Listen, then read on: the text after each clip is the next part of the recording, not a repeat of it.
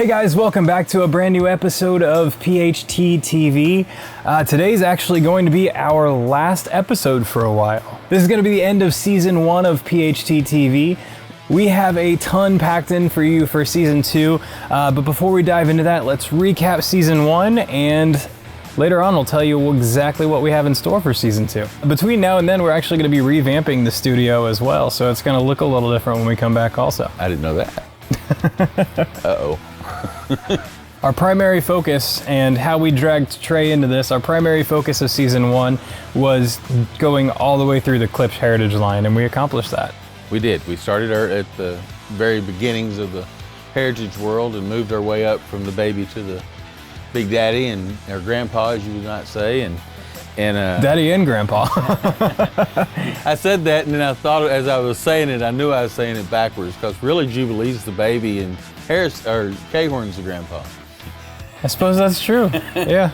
The bulk of what we've done over the last season has been reviews or our opinions of the heritage line of today, the history of the heritage line of yesterday, how we got here, and then some Q&A talking about some of the things that go along with all this stuff.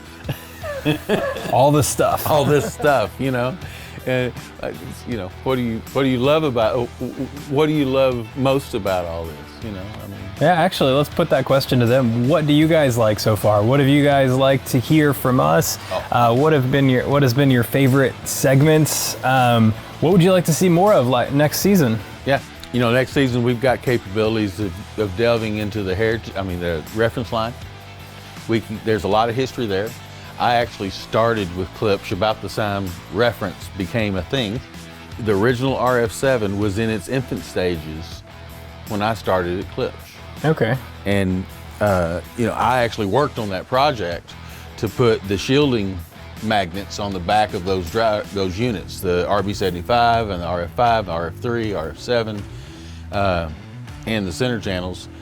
They all had neo magnets on the back of the HF drivers to keep the magnet of the HF motor from messing with tube televisions. If that tells you anything about how long I've been there.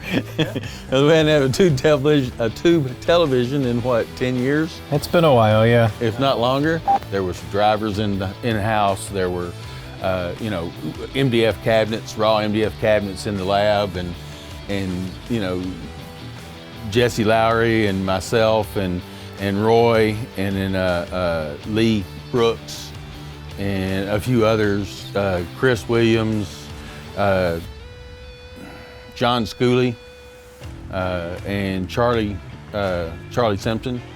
That one guy you forgot's gonna be mad.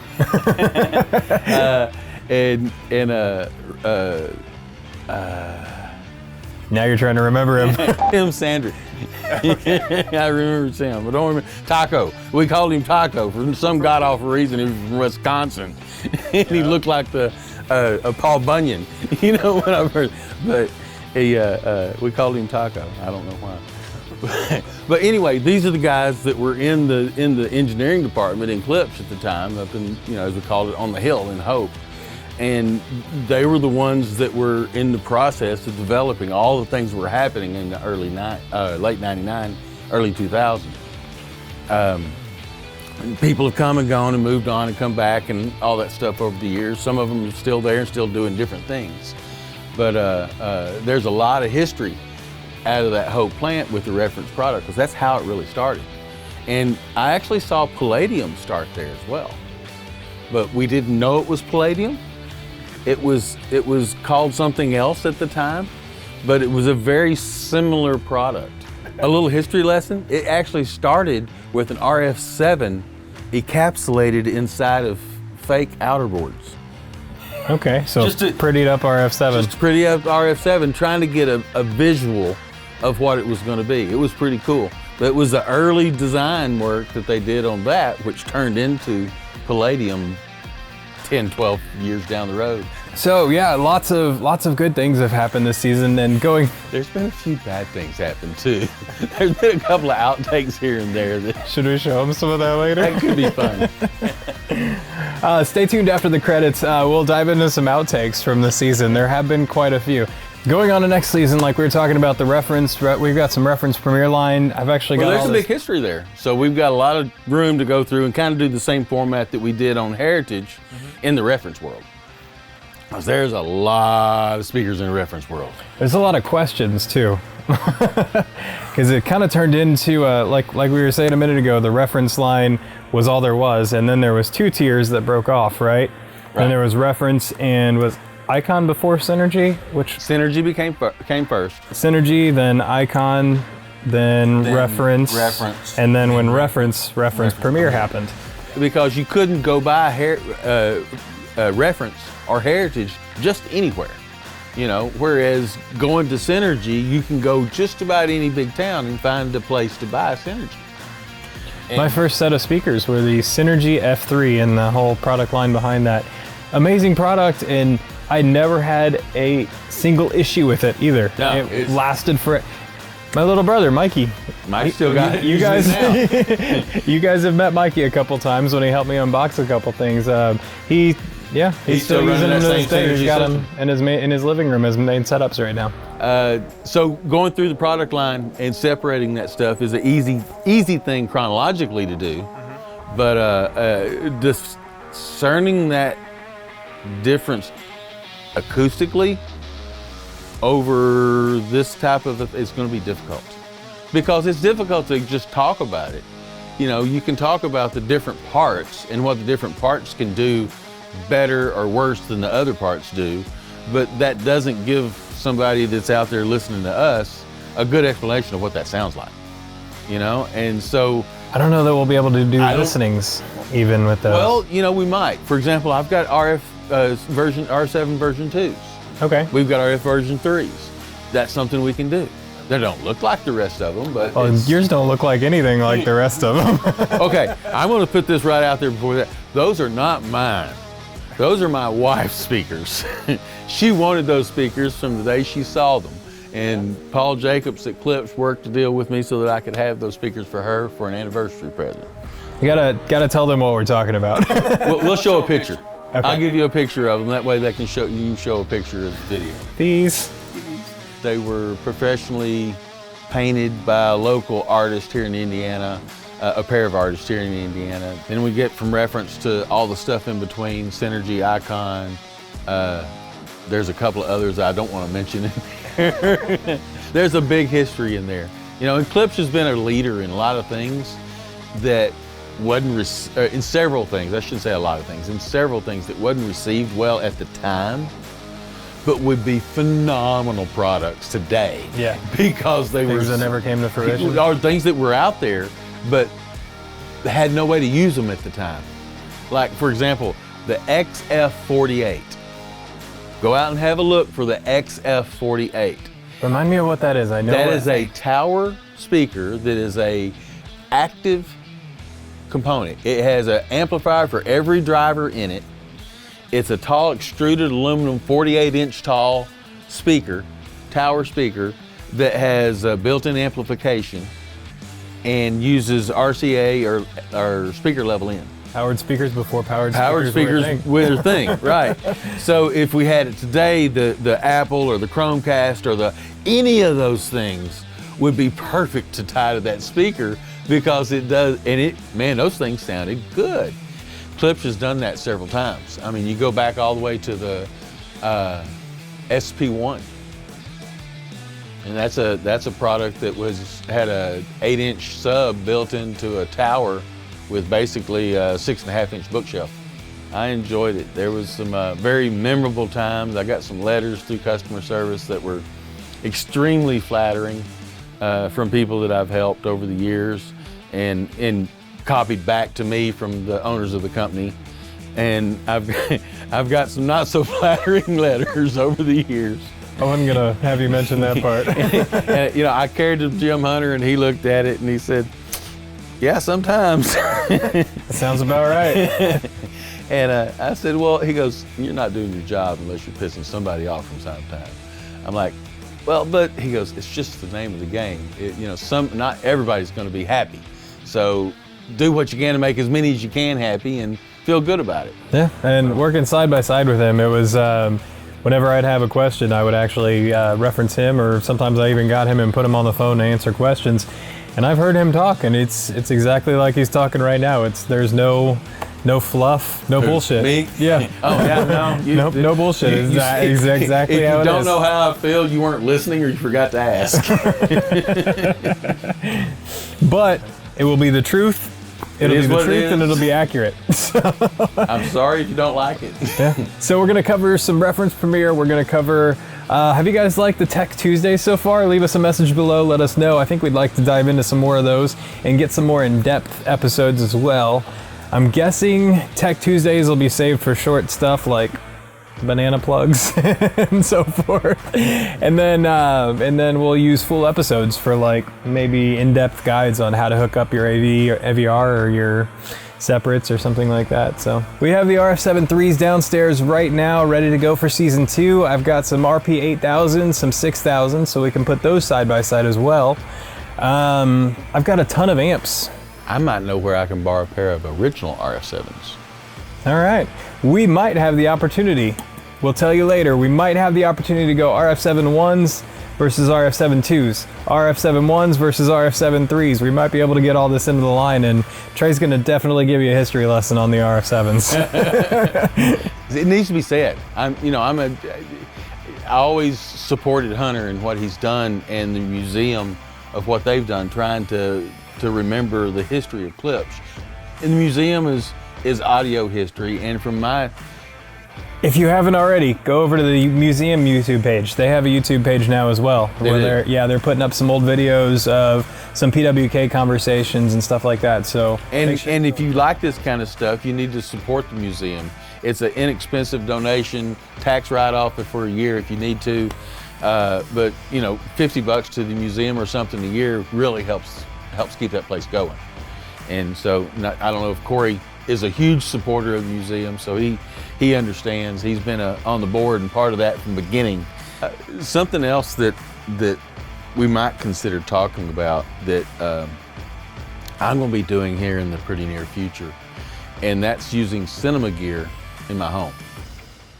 And there's a lot of people out there doing cinema gear or the behind the scenes stuff that's made as a home cinema gear from Klipsch. What's that new system they made not too long ago? Yeah. Mm-hmm. And it's a really interesting system. It's made for specific purpose. It's made for those high-end home theaters where you don't want to see anything up the front, just like at the movie house, and you want to have that movie house capability, and that's what it's designed to do. They seem pretty awesome. I had a long talk with Roy about those. The understanding of what that is, once you have that conversation, is like, damn. Yeah. And not only amazing sound quality, but seamless as well. Right. That's pretty awesome. And that's one of the big things about it. You know, they make a big deal about that when you're doing Dolby Atmos cinemas or Dolby Atmos studio design. Is the wall baffled or not? That's a big thing. If the wall's baffled, it changes the entire scape of how that thing reacts because of the baffling on the wall. And what that means is basically a solid wall with holes cut through it, just the speaker poked through. Yeah. Right? So that there's nothing bouncing back. So it divides the front to back wave of the speaker and reduces some things, changes some things. And you thought the speaker sound had a big motorboard sound before. You put it and make the whole wall the motorboard like that, it really changes how the thing works. Corey has the capability of getting some of these products for folks out there. If you don't want to use a higher end reference or you decide you want to go something bigger in a surround, then maybe we can explain some of those things and how they're going to react and how they're going to work. The cinema surrounds do really well with heritage gear. At least that's my opinion, which is why I'm putting them with heritage gear. Yeah. And I've got a plethora of what that's going to be. So that could be fun to look at. Yeah, for sure. Now I want to discuss, you mentioned Atmos doing your in-ceiling line too. I've got a couple of in-ceiling products I want to go over. I think maybe a Tech Tuesday, maybe a full episode, I'm not sure, but just cutting the holes in your ceiling and how those actually fasten and go into the ceiling as well. So. And we could build a freestanding mount and do a front and back and show how that actually works and why. And so you can see both sides. Usually when you're putting in a new ceiling, you just do it and you have no idea what's going on up there. So it'd be kind of cool to see the backside also. Well, and you know, maybe you talk a little bit about how general ceiling construction works. That way you understand how much room you typically have between those joists. So, you know, these trusses are on different, you know, whether it's a second floor, or there's a lot of stuff to go into there that has nothing to do with speakers, but has a lot to do with speakers. Yeah. You're in the process of building a new home theater and actually building the room around the specs of the theater? No, I have a room that we're gonna put a theater in. So I'm now emptying my garage and turning my garage into a, which is fine. It's still 24 by 30, which is what I was gonna do originally. Yeah. So it's not, you know, the difference is that I'm gonna see more of the truss system than I would have originally. So would you like to do any of that, would you like to share with the YouTube page any of that build? Absolutely. I was actually gonna talk to you about barn cameras. Okay. Because it's gonna be a little bit at a time. Yeah. And, you know, so once and I wanted to I'm doing this because. Yeah. You know, and I already talked about it on the Facebook page. Yeah. About doing that. So having some video backup from that would be great. Yeah. So yeah, if actually he's going to be building his at the same time as I'm building mine. So we'll probably have a little bit of cuts from either. Help each other a little. Yeah. We'll help each other and shoot both of them and give you guys all kinds of tech stuff. So if you guys are interested, tell us what portions of the home theater build you want to see exactly. What do you have questions about? Some of the people have already mentioned why, for example, when I'm choosing the things that I'm choosing to go into the cinema, why am I choosing those things? Is there a specific reason? You know, and why was that? When I run things in the room, run the wire in the room, why did I choose to do it that way? What path did I use and why? Is there logic behind it besides the shortest path? You know, so that kind of stuff. Why I picked what speakers I picked. That's easy, they were cheap. Budget is going to be a huge deal for a lot of people, so. It was. There are some customers out there that have an unlimited budget, but that's the 3%. Oh yeah. You need to have those $12,000 RCA subwoofer cables for your system, don't you? I'm just going to get my normal subwoofer cables and slide them through a garden hose and pretend. This is a 0 gauge wire.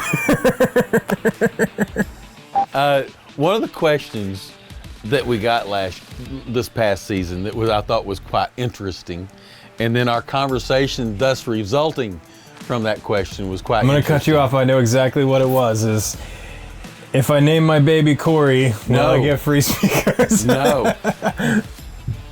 It was the shoes. The shoes. And then the resulting conversation thereof. Yeah. That was quite humorous from our side. Could we remember? Somebody asked after the fact in one of the questionnaires or one of the comments after the video, what shoes I was wearing. And why anybody would give a what shoes I would be wearing, I don't know. But they were like a custom something, weren't they? It was something Mama got off of Walmart, man. I don't know where it come from. It was mail or they showed up at the house, they fit, I put them on. Literally, I didn't know, they just showed up and she said, there's shoes, I put them on. All right, so basically recap of where we've been and where we're going. We did the unboxings, we did the histories, we did the compares, we did some accenting items. We unboxed the Carry SLI 80HS, which is kind of accents the Heritage line. We did some tech support, some Tech Tuesdays, some tech answering questions. Tech Tuesdays. We did the Q&As. I dove into the per-listen gear. Going into next season, we've had a lot of questions about amplifiers. What should we use? What are the options available? What are the difference between integrated and separates? Subwoofers. We're gonna do some subwoofers. I'm gonna do some accenting items also. We're gonna talk about cables and some speaker wire. What else do you guys want to see? Let us know in the comments below. What else do you want to do? I know what I want to do, but I can't talk about it yet. They'll be real happy if it actually comes to fruition. Yeah, I want to see some new Jubilees next season. That'd be fun. I think we're gonna. They'll be available by then. Hopefully. By the end of next season, they'll be available. So maybe that'll be our season finale of next season is hitting on those new Jubilees. And I'm hoping by the end of my theater build that there'll be a couple of prototype subwoofers in my system. Ooh. As it was before, I mean, like we said, our whole system was guided by you guys. What you guys want to see, what we see in the comments, what we see on the Facebook group, So if you guys want to see something, if you have questions, ask below. As it says in the tagline, we're here to help. There was a lot in there.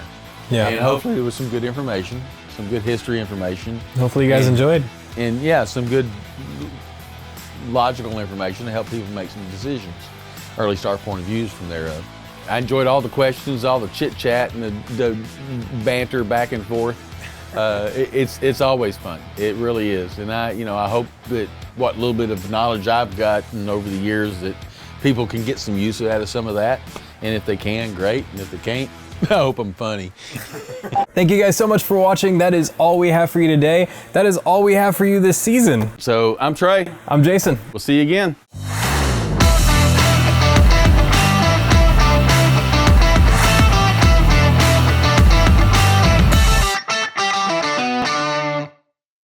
Surprise, surprise! It's like Paul Klipsch said, it's like drinking from a water fountain. I mean, from a fire hydrant. Waterfall? A waterfall. Waterfall, water, fire hydrant. Lots of water, hit face. Now that reminded me of my favorite joke. What did Cinderella say when she got to the ball? We're not going to be able to use that cut anymore. Oh no. Oh no. Hello, people. All right, starting over. I forgot what we're doing. Hey guys, welcome back to a brand new episode. This guy, I think that guy's you. Is this one me or is this one you? I think that one's you. You think that one's me? Okay. This guy doesn't look like he's doing as much work. Everything is opening back up again, so you can come out here. So you can come out. I should have expected that. Two more.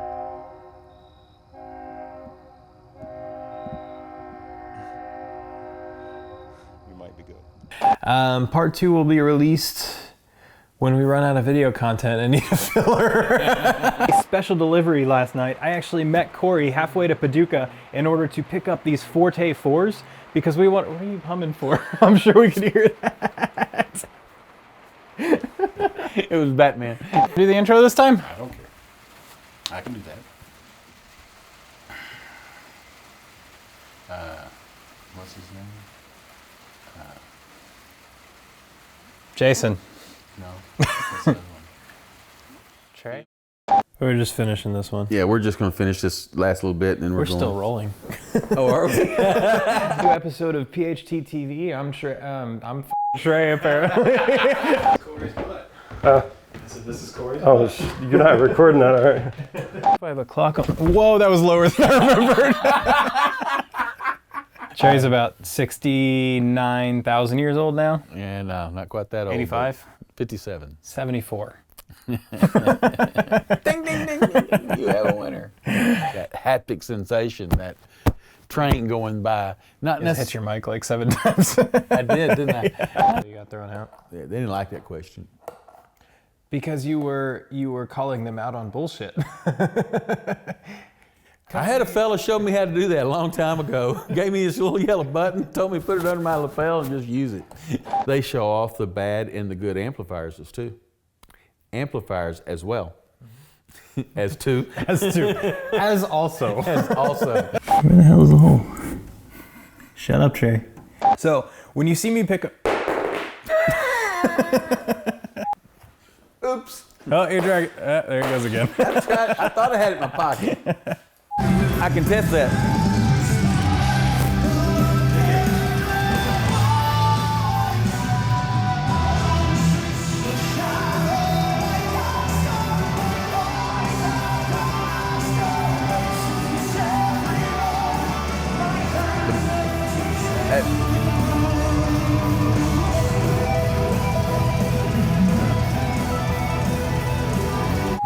Trying to get levels, you d. Give me some real talking. I will talk. Talk light. All big, all low, all small. Quiet, big, tall, high, hip, audio. Just open with him throat singing.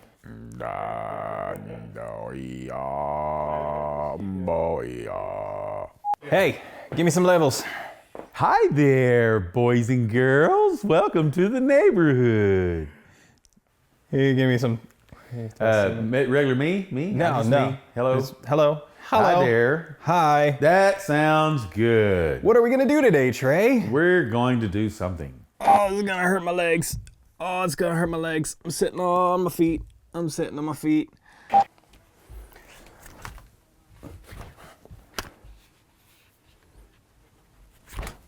Somehow AB made it in here. Go over some of those details, so. This is what happens when you use your knife as a pry bar. It's not such a great tip anymore. Well, the only thing we need now is a source. And I'm not going to sing because it won't work.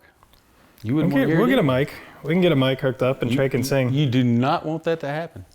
All right, give me some levels, Trey. Hello, hip hop, the hippity hip hip hop. You don't stop it. Rock it to the bang bang booties up, chuck the boogies to the bang bang booty beat.